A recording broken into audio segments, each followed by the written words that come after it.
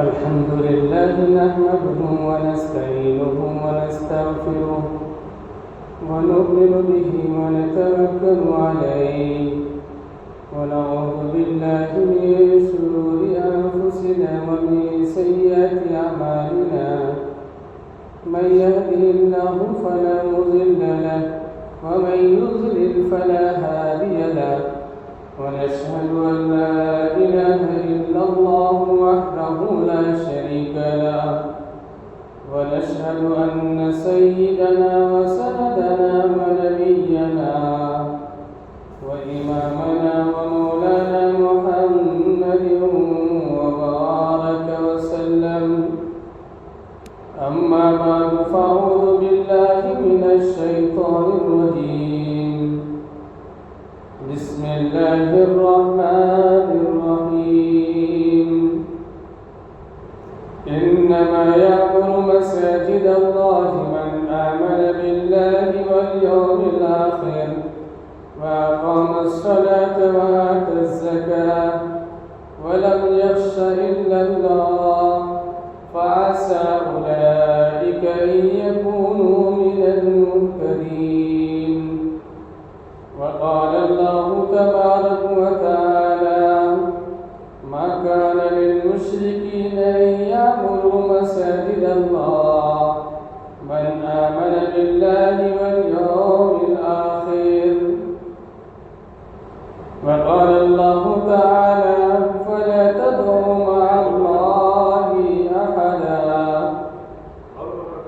وقال النبي صلى الله عليه وسلم أحب البلاد إلى الله مساجدها وأبغض البلاد إلى الله أسواقها أو كما قال عليه الصلاة والسلام. معزز حاضرین جمعہ، نوجوان ساتھیوں، دینی بھائیوں، اور جہاں تک میری آواز پہنچ رہی ہے تمام دوست احباب اور خواتین حضرات، گزشتہ جمعہ ہم نے آپ کے سامنے حسد کی مذمت پر بیان کیا تھا کہ حسد کتنی مہلک بیماری ہے، اس سے ہر انسان کو اپنے آپ کو بچانا چاہیے۔ جس انسان کے دل میں حسد ہو پوری زندگی وہ بے تاب رہتا ہے، بے چین رہتا ہے، وہ چاہے کہ مجھے قلبی سکون مل جائے یا ناممکن ہے، ہمیشہ وہ جلتا رہتا ہے، حسد کی آگ میں وہ بے تاب رہتا ہے، اس کے قلب و دل سکون سے نہیں رہ پاتا۔ ہم نے آپ کے سامنے حسد کے عنوان پر گزشتہ جمعہ چند باتیں کی تھی۔ مناسب سمجھتا ہوں کہ اس جمعہ میں اسلام میں مساجد کا مقام و مرتبہ کیا ہے وہ آپ کے سامنے بیان کرنا ہے، اور جو مسجد کے خادم ہیں ان کی خدمت کرنا، عزت و احترام کرنا، یہ کیا مقام رکھتی ہے وہ آپ کے سامنے بیان کرنا ہے۔ اسی طریقے سے مسجد کی جو فکر لیے رہتے ہیں، چاہے وہ ایک تنکا مسجد سے باہر پھینک دیتا ہے، اس کا مقام و مرتبہ اللہ کے ہاں کیا ہے۔ میں چاہتا ہوں کہ آپ کے سامنے کچھ باتیں اس سلسلے میں ہو جائیں، کیونکہ حالات ناگفتہ یہ ہیں، ہمارے موجودہ جو دور ہے ابھی اس میں جگہ جگہ مسجدوں پر اور مدرسوں پر انگلیاں اٹھائی جا رہی ہیں، دشمنوں کی جانب سے سازشیں رچی جا رہی ہیں۔ مناسب سے معلوم ہوتا ہے کہ آپ جو مسجد بناتے ہیں اور اسی طریقے سے آپ کے معاشرے میں جو مسجد ہے اس کا کیا مقام و مرتبہ ہے، آباد کرنے کا فکر رہنا اور اسی طریقے سے آمد و رفت رکھنا، یہ ایمان والوں کی علامت ہے۔ سب سے پہلے ہم آپ کے سامنے قرآن نے مقدس کی آیت کی تفسیر اور سرسری طور پر ترجمہ کر کے بات کو ہم آپ کو سمجھانے کی کوشش کریں گے۔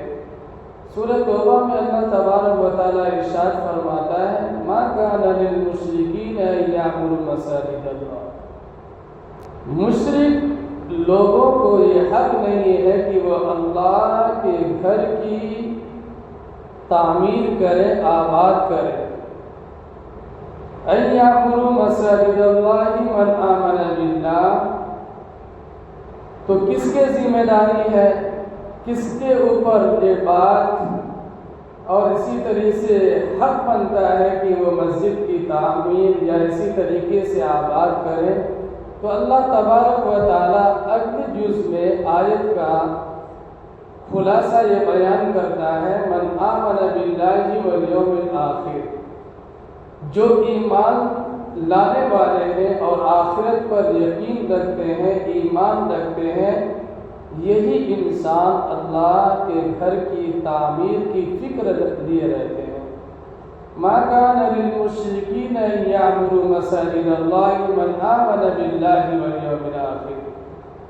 اسی طریقے سے پھر اللہ تبارک و تعالیٰ خود بیان کرتا ہے کہ میرا جو گھر کی تعمیر کرنے والا ہے وہ انسان ہوگا جو صرف مجھ سے ہی ڈرنے والا ہوگا۔ وَلَمْ يَخْشَ إِلَّا اللَّهَ فَعَسَىٰ أُولَٰئِكَ أَن يَكُونُوا مِنَ الْمُهْتَدِينَ، کہ میرے علاوہ کسی سے نہیں ڈرتا، صرف میرے سامنے جھکتا ہے اور میرے سامنے روتا ہے، گڑ گڑاتا ہے، میں ایسے بندہ سے کام لیتا ہوں اپنے گھر کا۔ فَعَسَىٰ أَن يَكُونُوا مِنَ الْمُهْتَدِينَ، امید ہے کہ یہ انسان ہدایت پانے والوں میں سے ہو جائیں گے، رہنمائی حاصل کرنے والوں میں سے پا جائیں گے۔ میرے عزیزوں، بڑا نصیب والا انسان وہ ہے کہ جس کا پیسہ مسجد میں لگ جاتا ہے۔ مسجد میں ایک ہی روپے کیوں نہ لگا ہو، ایک اینٹ ہی کیوں نہ اس نے خرید کر کے مسجد میں دیا ہو، میرے بھائیوں بہت فضیلت کے حامل انسان ہے۔ اللہ تبارک و تعالیٰ نے ارشاد فرمایا ان اول بیت وضع للناس للذی ببکۃ مبارکا وہدی للعالمین، سب سے پہلا گھر جو انسان کے لیے، لوگوں کے لیے بنایا گیا تھا وہ مکہ میں ہے، جو بابرکت ہے، باعظمت ہے اور سارے جہاں والوں کے لیے ہدایت کا ذریعہ ہے۔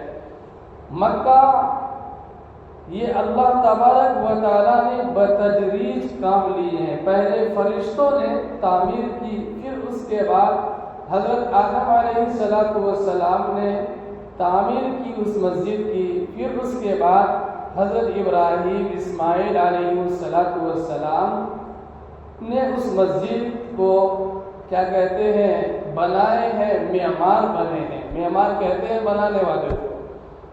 میرے بھائیوں، انسان کے پیدا کرنے سے پہلے اللہ تبارک و تعالیٰ نے فرشتوں سے مشورہ کیا کہ میں ایک مخلوق پیدا کرنے والا ہوں۔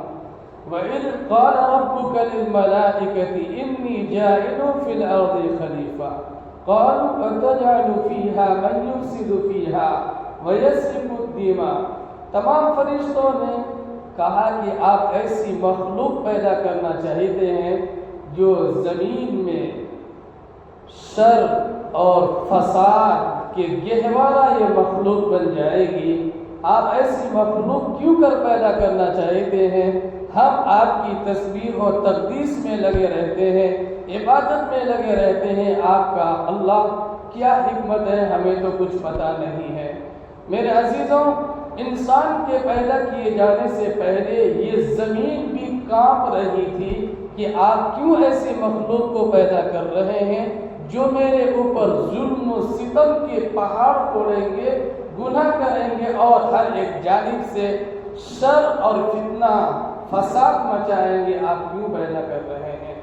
قرآن صراحت کرتا ہے اِنَّا عَرَضْنَا الْأَمَانَةَ عَلَى السَّمَاوَاتِ وَالْأَرْضِ، یہ پہاڑوں میں بھی اور اسی طریقے سے کئی جگہوں پر انسانوں کے بوجھ کو دینے کے لیے اللہ نے کہا تو سب کانپتی رہ گئی، زمین دھرتی کانپ رہی تھی۔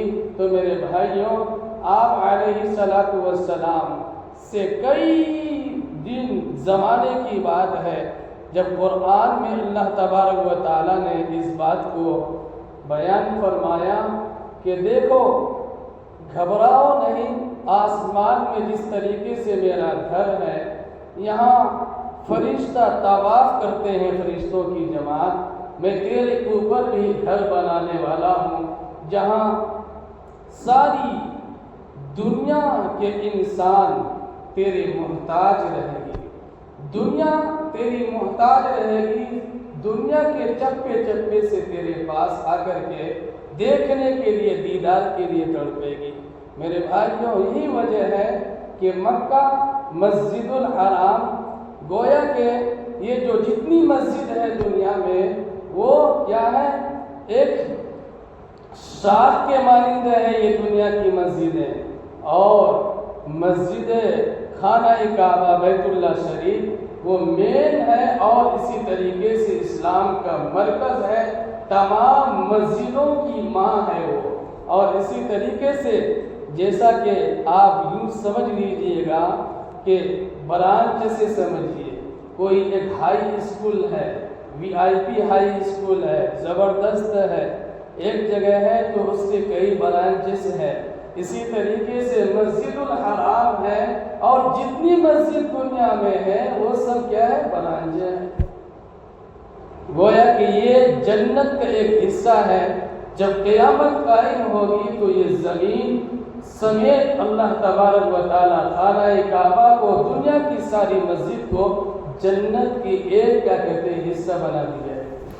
میرے بھائیوں، یاد رکھیے گا، مسجد کی تعمیر میں حصہ لینا اور مسجد کے کام میں کام آ جانا یہ بہت ہی فضیلت کی حامل ہے۔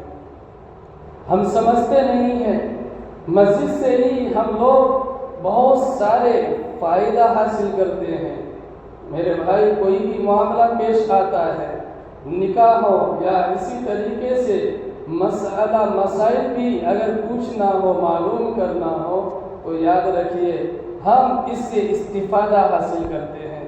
اسی طریقے سے آپ یوں سمجھ لیجئے، مسجد کو اللہ کے پیغمبر علیہ الصلاۃ والسلام نے سب سے بہتر پسندیدہ جگہ بیان فرمایا ہے۔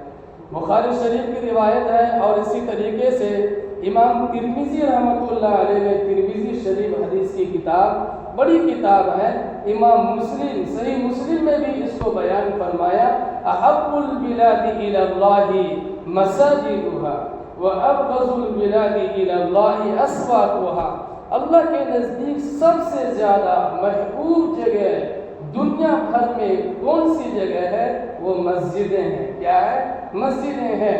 وَأَبْغَضُ الْبِلَادِ إِلَى اللَّهِ أَسْوَاقُهَا، اور اللہ کے نزدیک سب سے ناپسندیدہ جگہ کون سی جگہ ہے؟ وہ کیا کہتے ہیں؟ بازار ہے۔ بازار بھائی کیوں؟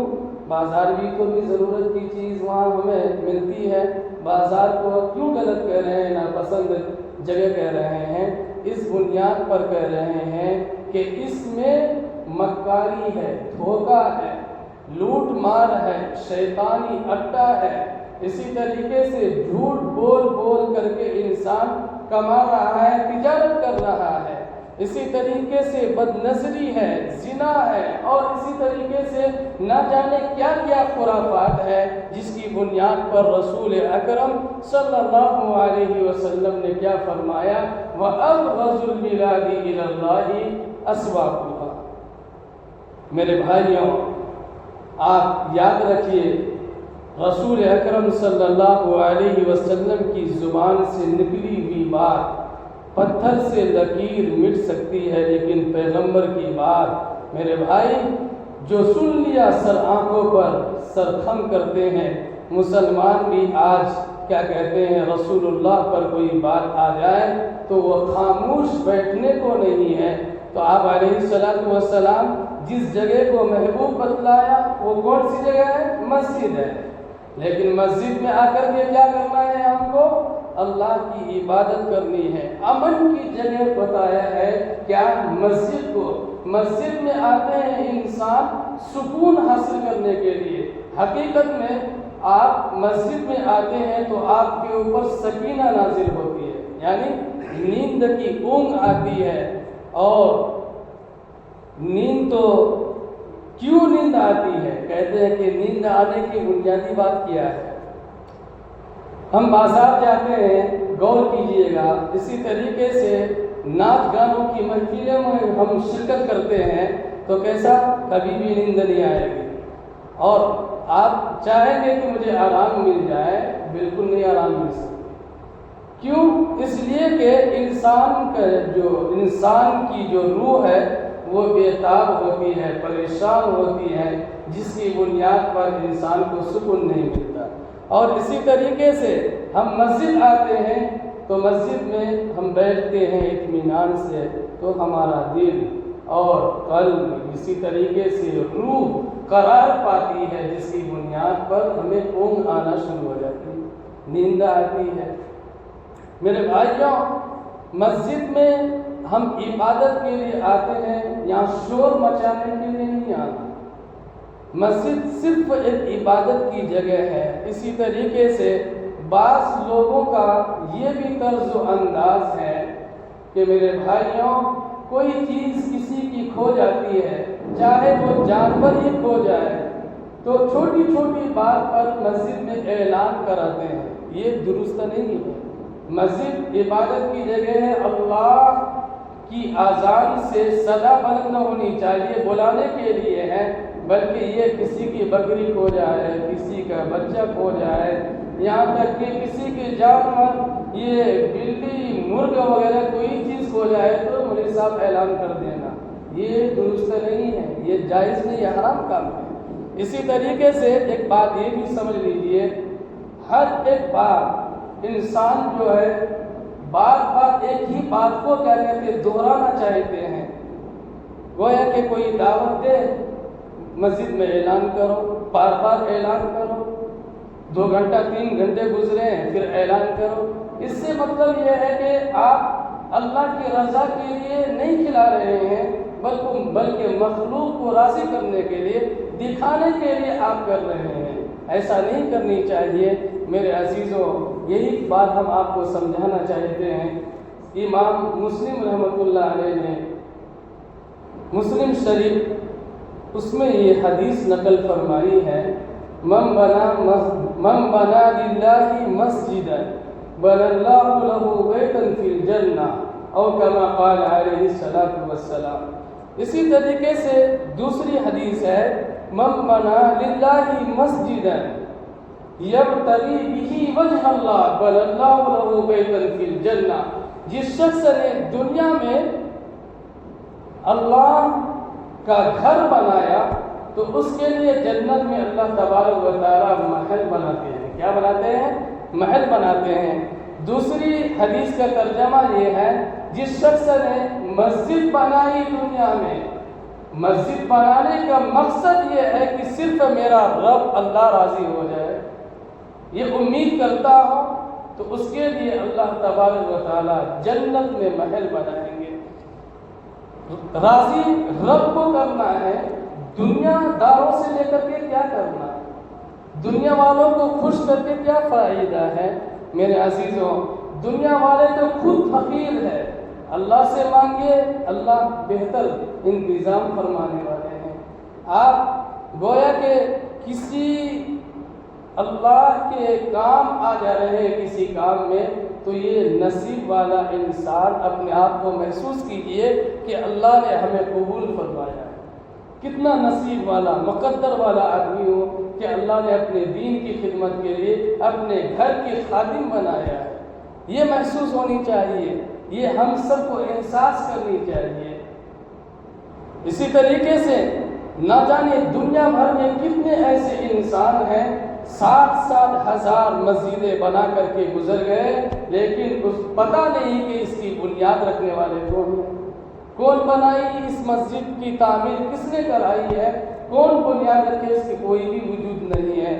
میرے بھائیوں، ایسے ہی انسان کی عمل جو مسجد یا مدارس یا اسی طریقے سے کنویں اور یتیم خانہ وغیرہ بنا کر کے جو بھی جاتے ہیں، یہی ان کے لیے نجات کا ذریعہ بن جائے گی۔ میرے بھائیوں، اسی طریقے سے اسی بات پر ہمیں ایک واقعہ یاد آتا ہے۔ عموماً خلیفہ ہارون الرشید رحمۃ اللہ علیہ کے واقعہ ہے، بڑا بادشاہ گزرے ہیں انہوں۔ حضرت نے اعلان کر دیا کہ میں ایک شاندار مسجد بنانے والا ہوں، اور اعلان یہ ہے کہ کسی سے بھی چندہ نہیں لیا جائے گا، کسی سے بھی چندہ نہیں لیا جائے گا، 1 روپیہ بھی نہیں ہونا میرے کو اپنی جیب سے دینا ہے، میرے خاص جیب سے میں مسجد بناؤں گا، اللہ کا گھر بناؤں گا، کسی کے بھی پیسہ نہیں لگنا چاہیے۔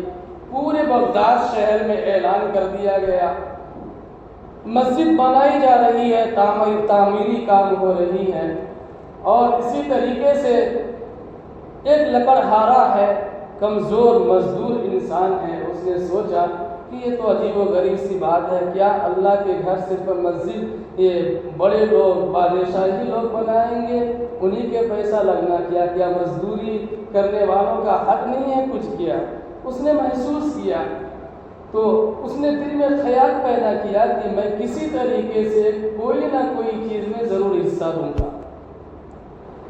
خلیفہ ہارون الرشید رحمۃ اللہ علیہ پوری مسجد کی سنگ مرمر کے ذریعے سے اور عالی شان طریقے سے مسجد کی تعمیر کرائی۔ کتابوں میں یہ بات لکھی ہوئی ہے کہ خلیفہ ہارون رشید رحمۃ اللہ علیہ کی واقعہ ہے، کیونکہ یہ بڑے بادشاہ گزرے ہیں، ان کی ہی بات ہے۔ بہت بڑی مسجد عالی شان اس نے تعمیر کرائی۔ اس لکڑہارا روزانہ 1 2 3 روپیہ جمع کرتے اس کے ذریعے سے اینٹیں خریدی، اور خرید کر کے سامان میں گھسا دیا، یعنی سامان میں داخل کر دیتا ہے، اور کچھ سیمنٹ وغیرہ بھی دے ڈالتے ہیں۔ مسجد تعمیر ہو جاتی ہے۔ پوری مسجد تعمیر ہونے کے بعد حضرت بادشاہ سلامت سوتے ہیں، مسلسل خواب دیکھتے ہیں، جنت کی باغ میں پھر رہے ہیں، مزے لے رہے ہیں، وہ کیا باغات ہے، کیا حسین منظر ہے، کیا محلات ہے، اور اس سیب، انار، شہد کی ندیاں، دودھ کی ندیاں بہ رہی ہے۔ اسی طریقے سے ہر ایک جانب سے کیا کہتے ہیں حور و غلمان ہے، اور اسی کے درمیان میں ایک محل ہے عالیشان، پھر اس کے بازو میں ایک اور محل ہے، اس نے خواب میں یہ منظر سارے دیکھنے کے بعد وہ ایک محل میں گھسنا چاہتا ہے، اس کو گھسنے کی اجازت مل جاتی ہے۔ کہتے ہیں کہ یہ کس کا محل ہے؟ تو کہتا ہے یہ تو آپ ہی کا ہے۔ کہ اچھا میرا ہے؟ دیکھتے ہیں شاندار اندر کا نظارہ ہے۔ پھر اس کے بعد بازو میں جاتا ہے تو جا کر کے دیکھتے ہیں کہ یہاں کیا ہے، یہ کس کا محل ہے؟ ارے فلاں شخص کا، یہ تو میرا رعایا ہے۔ کیا ہے؟ رعایا ہے، یعنی کام کرنے والے ہیں، رعایا کہتے ہیں جس کے نیچے کام کرتے ہیں، پلتے ہیں انسان، اسے رعایا کہا جاتا ہے۔ یہ تو میرا رعایا کا مکان ہے۔ یہ خلیفہ ہارون الرشید رحمۃ اللہ علیہ اس محل میں داخل ہونا چاہتے ہیں تو وہاں خادم روک دیتے ہیں۔ جو دربار میں نگراں ہوتے ہیں وہ کہتے ہیں یہ آپ کا محل نہیں ہے۔ کہاں؟ میرا محل کیسے نہیں؟ یہ جو انسان ہے یہ تو میرا خادم ہے، نوکر ہے، یہ میرا رعایا ہے، یہ یہاں مجھے اجازت کیوں نہیں دے رہے ہو؟ تو فرشتوں کی جماعت اسی طریقے سے ان سے کہتے ہیں رعایا گیری سب بات وہاں دنیا میں کر لینا، بادشاہ دنیا میں دکھا دیے آپ، یہاں کوئی نوکر توکر کام نہیں آتا، اعمال کی بنیاد پر یہاں ان کو کیا کہتے ہیں جنت ملے گی اور جزا سزا ملے گی۔ کیا سمجھ رہے ہو؟ دنیا میں دکھا دیے بڑا بن کر کے، وہاں رعایا چلتا، نوکر چلتا، یہاں کچھ بھی نہیں۔ کہا کہ اچھا ایسا کیا؟ پھر اس کی کیا نیند ٹوٹ جاتی ہے۔ پھر اس نے کہا ارے یہ تو پریشان کن خیالات ہے، خواب ہے، جان دو، نظر انداز کر دیے۔ دوسرے دن بھی خواب دیکھتے ہیں اسی طریقے سے، تیسرے دن بھی یہی خواب دیکھتے ہیں۔ اس کے بعد اس انسان کو بلانے کے لیے خادم کو حضرت رحمت اللہ علیہ بھیجتے ہیں۔ وہ انسان سنتے ہی ان کا جو کلیجہ ہے، ان کی جان کیا کہتے ہیں آدھی چلی جاتی ہے، ارے بادشاہ مجھے بلا رہے ہیں، ہو سکتا ہے مجھ سے کوئی کوتاہی ہوئی ہوگی، کیا کرنا سمجھ میں نہیں آ رہی ہے بات۔ تو یہ انسان، یہ لکڑہارا، یہ مزدور انسان بادشاہ کے پاس آتے ہیں اور آ کر کے کہتے ہیں بادشاہ سلامت، بتائیے کیا مجھ سے گستاخی ہوئی ہے، آپ مجھے بلائیں؟ تو کہا نہیں کوئی بات نہیں، میں نے ایک خواب دیکھا ہے، اس میں یہ منظر دیکھا ہے، تو مجھے یہ احساس ہوا کہ تیرا بھی کچھ نہ کچھ مال اس میں لگا ہوگا، جس کی بنیاد پر میں نے یہ خواب دیکھا ہے۔ تو اس نے کہا کہ جی کچھ تو بھی نہیں، بس ایک اینٹ میں نے آپ کے سامان میں رکھ دی تھی اور ذرا سا سیمنٹ میں رکھ دی تھی، لیکن بات یہ ہے بادشاہ سلامت میرے پاس کچھ بھی نہیں ہے، میں غریب ہوں، نہتے ہوں، ایک دن کماتا ہوں، شام کو میں بیوی بچوں کے پیٹ بھرتا ہوں، میرے پلے تو کچھ نہیں ہے، میں خالی ہاتھ ہوں، بس یہی اعمال ہے جس کی بنیاد پر ہو سکتا ہے کہ ایسا کچھ آپ نے دیکھا ہوگا۔ تو اسی وقت اعلان کیا ہارون رشید رحمت اللہ علیہ کہ یہ مسجد کی نسبت میری طرف نہیں کی جائے بلکہ اس انسان کی طرف کیا جائے۔ کیوں؟ کس بنیاد پر؟ کس وجہ سے؟ وجہ یہ ہے کہ میں نے کروڑوں اربوں روپیہ میں نے صرف کر دیا، کس لیے کہ میں اعلان کیا تھا صرف میرا ہی پیسہ لگنا چاہیے، چندہ وغیرہ بالکل نہیں ہونا چاہیے، ایک روپیہ بھی کسی سے نہیں لینا۔ تو ہو سکتا ہے اللہ تبارک و تعالیٰ اتنا پیسہ خرچ کرنے کے باوجود بھی وہ مقام مجھے نہیں دیا، بلکہ اس کو ایک اینٹ کو خرید کر کے دینے کی وجہ سے اللہ نے یہ بلندی عطا فرمائی۔ میرے عزیزوں یاد رکھیے گا، کوئی انسان بھٹا سے اینٹ خریدتا ہے، اینٹیں ایک ہی رہتی ہے، وہ اینٹ کوئی گھر میں لگاتا ہے، کوئی بیت الخلا میں لگاتا ہے، کوئی اس اینٹ کے ذریعے سے دکان بنا رہے ہیں، کوئی اس اینٹ کے ذریعے سے مسجد تعمیر کر رہے ہیں، تو وہ اینٹ تو ایک ہی ہے لیکن جگہ کا فرق ہے۔ مسجد میں اگر وہ اینٹ لگ جائے تو کوئی ناپاک انسان مسجد سے نہیں گزر سکتا، کوئی حیض والی عورت مسجد سے نہیں گزر سکتی، اسی طریقے سے کوئی چور لٹیرے انسان مسجد کے قریب یعنی اندر سے وہ داخل نہیں ہو سکتا ہے۔ کس بنیاد پر کہ یہ اللہ کا گھر ہے، لیکن یہ اینٹ دوسری جگہ جو لگی ہے، کہاں؟ مکان میں لگی، یا اسی طریقے سے روڈ وغیرہ بنانے میں، گھر میں لگائی ہے، تو وہاں کتنوں بھی گزر جائے، ایک سے ایک پاپی انسان وہاں سے گزرتا ہے تو کوئی پوچھنے والا نہیں ہے۔ لیکن اللہ کے پیغمبر علیہ السلام نے کیا فرمایا؟ مسجد میں ناپاکی کی حالت میں داخل مت ہونا، اگر سو رہے ہیں احترام ہو جائے تو فوراً بھاگنا، رکنا ہی نہیں ہے، رکنا نہیں ہے، بلکہ جان بوجھ کر کے ناپاکی کی حالت میں مسجد میں ایک منٹ بھی کوئی ٹھہرتا ہے تو وہ بڑا گنہگار انسان کہلاتا ہے۔ میرے عزیزوں اسی طریقے سے ایک بات یہ بھی ذہن نشی کر لے، قرآن میں اللہ تعالیٰ نے فرمایا یا بنی آدم خذوا زینتکم عند کل مسجد، اے بنی آدم جب تم مسجد میں آؤ تو زیب و زینت اختیار کر کے آؤ۔ کیا کر کے آؤ؟ زیب و زینت اختیار کر کے آؤ، حسین بن کر کے آؤ، عمدہ لباس پہن کر کے آؤ۔ لیکن یہ بات ہم سمجھانا چاہ رہے ہیں میرے عزیزوں، حقیقت میں آپ سب سنیں گے تو سوچنے کا مقام ہے، آپ سب کو اچھا بھی لگے گا، ایسا نہیں ہے کہ آپ سب اس کو برا محسوس کریں گے، بلکہ آپ کو صحیح بات معلوم ہوگی کہ آپ شادی میں جاتے ہیں تو عمدہ لباس پہن کر کے جا رہے ہیں، زبردست کیا کہتے ہیں شیروانی وغیرہ پینٹ شرٹ وغیرہ کرتا پائجامہ جوتیاں بھی زبردست پہن کر کے جاتے ہیں تاکہ مجھے وہاں لوگ انسان میں جو درمیان میں بیٹھیں گے تو کیا کہتے ہیں بہت اچھا سمجھیں گے، بڑے گھر کے انسان سمجھیں گے۔ اس انسان کو خوش کرنے کے لیے آپ اتنا زبردست لباس پہن کر کے جا رہے ہیں۔ اللہ جو تمام جہانوں کا پالن ہار ہے، خالق کائنات ہے، رب السماوات ہے، آپ ان کے گھر آ رہے ہیں، جس طریقے سے سڑے گلے ہو پسینہ میں ہو ویسے ہی ہو، گندے سندے کپڑے پہن کر کے آ جا رہے ہیں۔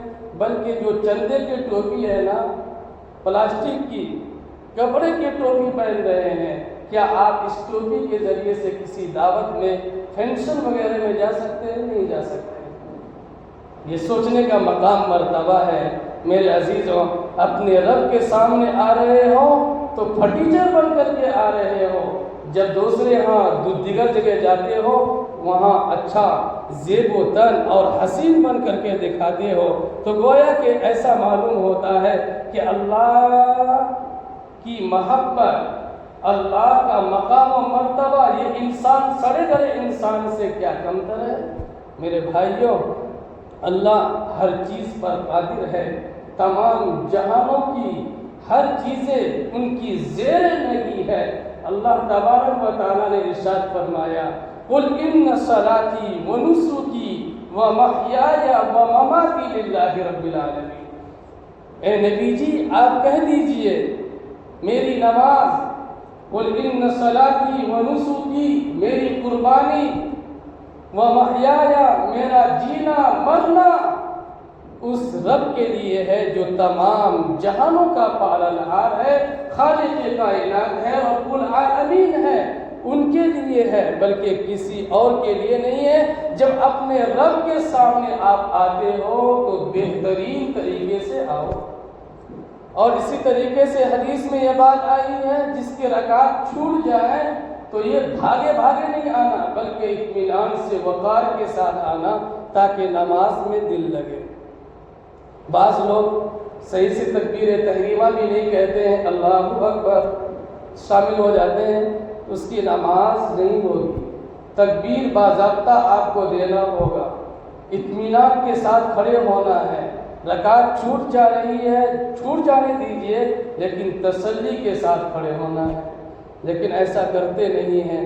ہم سب بھائی، ہم سب جو ہیں، کیا اس بات کو کیا کہتے ہیں بہت زیادہ غور کرنے کا مقام ہے کہ مسجد کی ٹوپی تو ہم استعمال کر رہے ہیں، کیا دنیا میں بہت ساری چیزیں ہم خرید رہے ہیں، لے رہے ہیں، عیش و عشرت کے ساتھ رہ رہے ہیں، کیا آپ اللہ کی عبادت کے لیے 150 کی ٹوپی نہیں خرید سکتے ہیں؟ خرید سکتے ہیں میرے عزیزوں، لیکن ہم کرتے نہیں ہیں۔ کیوں؟ اس لیے کہ اللہ کے گھر سے کوئی الفت و محبت نہیں، اور نماز کیا چیز ہے اس سے کوئی واسطہ نہیں۔ جمعہ پڑھ لیے تو بہت ہے، نہیں بھی پڑھے تو کوئی بات نہیں۔ انسان 4 نمازیں زیادہ پڑھتے ہیں، بتا دوں یہ بول کر کے بات ختم کر دیں گے، وقت بھی ہو چکا ہے۔ 8 کھاٹ 360، کیا 8 کھاٹ 360، یہ 4 نمازیں ہیں، سمجھ رہے؟ ہنسی بھی آ رہی میرے کو، لیکن آپ سب بھی ہنس رہے ہیں، ہنسانا بھی چاہیے، کیا مزہ بھی آتا ہے، سو کر کے بھی بور سی ہو جاتا ہے، دنیا کے الجھن میں پڑے ہوئے یار، مسجد میں تو سکون حاصل کرنے کے لیے آتے ہیں انسان بھائی۔ انسان 4 نمازیں زیادہ پڑھتے ہیں، 8 کھاٹ 360، 8 کی نماز ہے جمعہ کی نماز، کھاٹ کی نماز جنازہ کی نماز، دور دراز سے انسان جاتے ہیں جنازہ کی نماز کے لیے۔ ان سے پوچھا جائے بھائی کہاں آئے ہو، تو وہ کہتا ہے نہیں معلوم تیرے کو، فلاں شخص کے انتقال ہو گیا ہے، اس کی جنازہ میں شرکت کے لیے آیا ہوں، اور سگریٹ بیڑی جھاڑتا ہے دبا کر کے، ادھر فرض نماز جو ہو رہی ہے اس کا جو کوئی بھی پرواہ نہیں ہے، سمجھ رہے ہیں؟ جس کی پوچھ ہوگی وہ نہیں پڑھ رہے ہیں فرض نماز، کائے کو آئے، کہاں آئے، کس لیے آئے، کہہ رہی تجھے نہیں پتا اس کا انتقال ہو گیا تھا نا، اسی میں آیا ہوں۔ میرے بھائیوں، جنازہ کی نماز یہ فرض کفایہ ہے، گھر کے ایک انسان اگر پڑھ لے تو کافی ہو جاتا ہے، لیکن یہ جو 5 وقت کی نماز ہے علیحدہ طور پر ہر ایک سے پوچھ ہوگی۔ سب انسان جب کیا کہتے ہیں الگ الگ طور پر ان کا حساب دینا پڑے گا. یاد رکھیے گا 8 8 360. 360 کون سی نماز ہے؟ عید بقرعید کی نماز ہے. سمجھ رہے؟ ارے واہ، رمضان میں بولے تو روزہ رکھتے نہیں، تراویح کیا چیز ہے کچھ پلے نہیں پڑتا، کچھ بھی پتہ نہیں. رمضان میں بیٹھ کر کے دوائی کھاتے ہیں دن بھر اور شام میں افطار کرتے ہیں دبا کر کے. پھر جب عید کا موقع آ جاتا ہے، واہ اتنا زبردست لباس زیب کر کے جاتے ہیں، یوں محسوس ہوتا ہے ارے واہ یہ تو بڑا نمازی محسوس ہوتا ہے، نمازی محسوس ہو رہے انسان ہے. یہ جو ہے انسان بہت ہی خطرناک پرہیزگار انسان معلوم ہو رہے بھائی. کیوں کہ یہ بڑا زبردست لباس پہن کر کے دیکھو سب سے پہلے چل رہے ہیں. میرے بھائیوں ایسے کام نہیں چلتا، ایسی زندگی گزارنے سے کیا فائدہ. بلکہ یاد رکھیے جو بھی انسان مسجد میں آتے جاتے رہتے ہیں، کسی انسان کو آپ آتے ہوئے دیکھ رہے ہیں، جاتے ہوئے دیکھ رہے ہیں، ان کا آمد و رفت ہے، مسجد سے تعلق ہے، واسطہ ہے، تو یاد رکھیے گا اللہ کے پیغمبر نے کیا فرمایا؟ اس کے ایمان والے ہونے کی گواہی دو. کیا؟ ایمان والے ہونے کی گواہی دو.